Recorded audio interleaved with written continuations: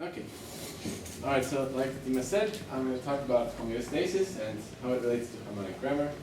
I was supervised by Boris Gutkin, and part of this work was completed also during an internship I did at Homeostasis Superior in Paris, and was reviewed by Paul Smolensky, who came up with harmonic grammar, so very nice situation. All right, so we all know about reinforcement learning, or I think that we do. But just in case everyone forgot, reinforcement learning, you have a set of states. Agents exist in states in the world. From each state, you have a set of actions that you can take to move you to another state in the world. Each action then gives some reward, has a reward attached to it. And this reward feeds into a prediction error, which you use in order to estimate your future probabilities of choosing said action at the state. Okay, but the problem in reinforcement learning is, what's the reward? Usually it's ad hoc and you have no idea what it is, and you just define it as some environmental variable.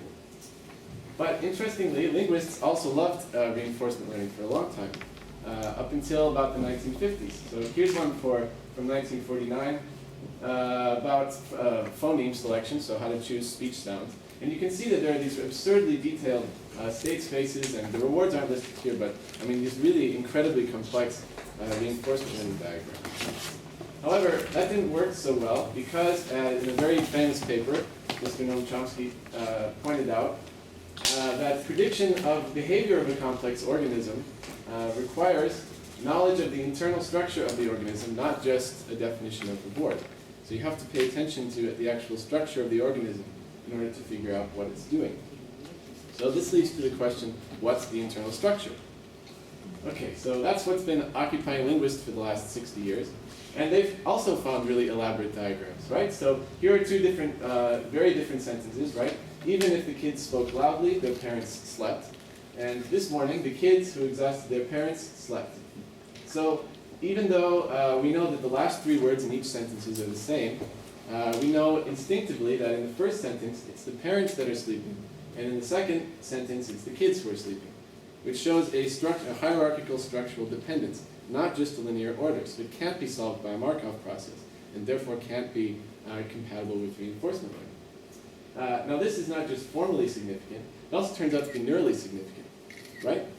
So in a very cool paper that was published just in January, what we found out is that those two sentences actually are mediated by different activations in the posterior superior temporal cortex and the left inferior frontal gyrus, and they tend to mediate representations of embedded versus adjunct sentences. Very nice paper. I recommend reading.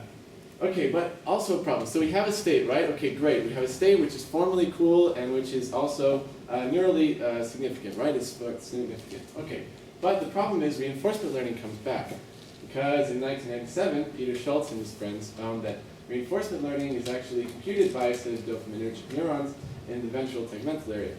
So we have a big problem, because now we have a requirement for an internal state which can't handle reinforcement learning, and a requirement for reinforcement learning which can't handle the internal state. So we have a really bad paradox, and it's been ignored for a long time. So then the question becomes, again, what's the internal state? But what's an internal state that can handle reinforcement learning? Right. And still learnable. So in comes a nice formulation called harmonic grammar, which is a new formulation of grammar structure. So in harmonic grammar, an abstract sentence like what we saw is decomposed into sets of activations over connectionist networks. And because we have little time, I'm not going to go over how that works, but I'm going to do an example. So, all right, let's say, imagine that we want to put together petite and copain, two French words. We have theoretically infinite options, but let's just pick three. The first, we could just put them together, right? Petite copain. Okay, don't change anything. The second, we could say delete the second T and have petit copain. Or the third, we could delete twice, maybe, why not? And have petit cop. Okay, so we have three equally valuable options. So which one do we end up picking? Because we can't say three versions of the same sentence at the same time. So in comes a set of constraints. So the grammar then, instead of these abstract structures, are composed into different constraints. If this sounds like a perceptron, it's because it basically is. So a constraint, for example, we can say one constraint by the grammar is don't have two consonants together. So as we can see, the first option violates that, so we put a little violation mark there. And we can have another constraint, which the first option satisfies, right? Don't delete anything, so it's not deleting anything. However, the second two options violate it, the first one once and the second one twice. So, but we still have a problem, because these two are still equally bad, or equally good, depending on how you look at it. So then we, through a nice operation called a tensor multiplication, we arrive at, we weight the constraints, right? So each constraint is weighted, and for example, let's say we give it the weighting, the consonant constraint gets a weighting of -2, and the max constraint gets a weighting of -1. So we multiply that through using a tensor multiplication, and we arrive at what's called the harmony of the grammar. So we can figure out then which of these representations is the most harmonic. Given the internal constraints of our grammar, we know that, for example, this one turns out to be the most harmonic. And it turns out that that's what French people say, right? So this would be then the ranking, -2 and -1, for how you would get French grammar. If we were to say switch it, or any different weighting, you would get a completely different rank, a completely different matrix, and a completely different harmony ranking. So then you would turn out that the winner turns out to be the English grammar. So just by weighting these different constraints, which are a priori defined in the brain, you are able to approximate or predict English versus French versus German versus whatever sentence. Okay, and we can do this in a continuous manner, right? So the idea is that it's a continuous function, and that through any representation, given a set of constraints, we will define a global maximum, first a local maximum, somewhere within the function. Okay, and this allows us to redefine language learning then as something called constraint demotion. So I don't know if you can see the red constraint here, but if we assume that if there are 3 constraints and they're ranked, then the way to switch a language then is to adjust the strength of the weight, and then continually adjust it until you reach a set which will generate the correct representation.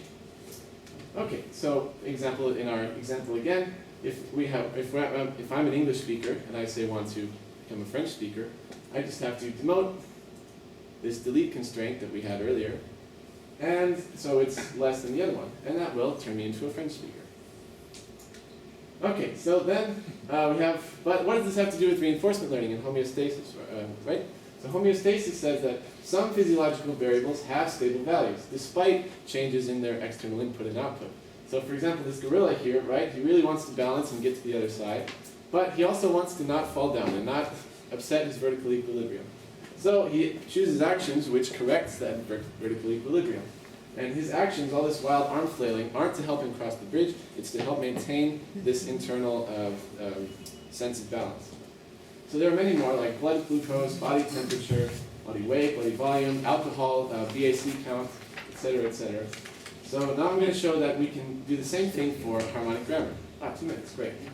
Okay, so we can set each variable up in a 2-dimensional space. Let's imagine there are just 2.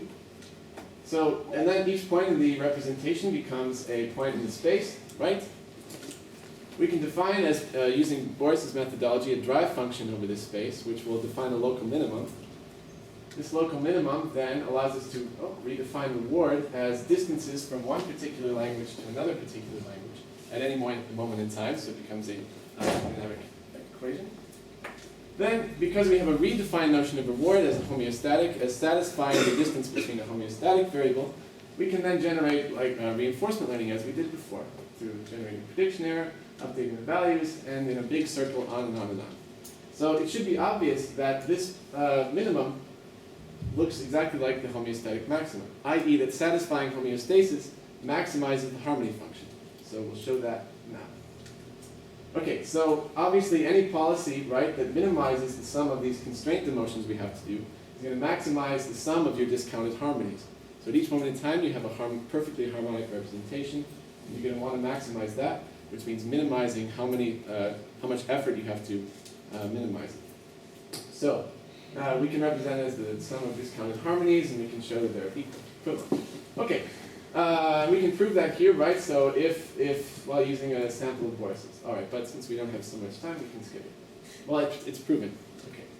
Now, okay, so that's fine. We have a theory. So we can run it on some data, right? So I used some data from a language called Yaomani, and I used just a 2-constraint grammar like we had before, and showed that in a really nice, interesting result. We can show that over time they do converge to complete certainty. In less than 200 repetitions of the task, we were able to get the probability of choosing the native grammar to be exactly equal to 1.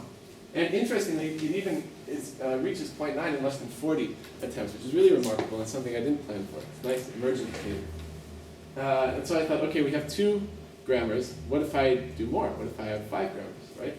Because people don't there's not just 2 languages, right? So what if I do the same? It's even more dramatic, right?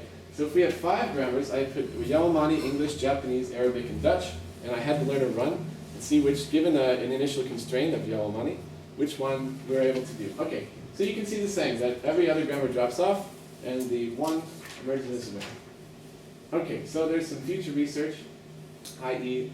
Child language, right?